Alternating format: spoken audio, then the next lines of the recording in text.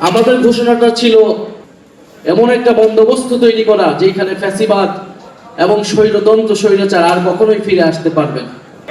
কিন্তু কারো কারো দাবি ছিল শুধু শেখ হাসিনার পদত্যাগ এবং সেই পদে নিজেদেরকে আসীন করা।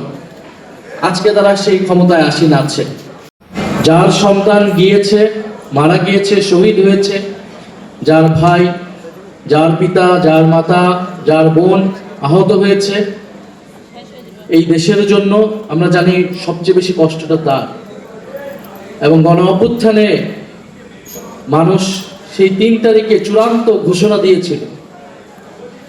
সেই ঘোষণাটা ছিল ফ্যাসিবাদী ব্যবস্থার বিলোপ এবং একটি নতুন বন্দোবস্ত তৈরি করা।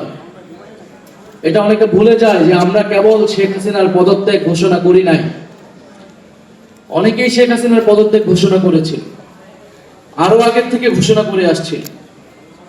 কিন্তু আমাদের ঘোষণাটা ছিল শেখ হাসিনার পতন এবং এই যে ফ্যাসিবাদী ব্যবস্থা, যেই ব্যবস্থার মধ্যে দিয়ে এই গুম, খুন, গণহত্যা এবং অর্থনৈতিক লুটপাট, দুর্নীতি হয়েছে, এই পুরো রাষ্ট্র কাঠামোটার পরিবর্তন, এমন একটা বন্দোবস্ত তৈরি করা যেখানে ফ্যাসিবাদ এবং স্বৈরতন্ত্র স্বৈরাচার আর কখনোই ফিরে আসতে পারবে না।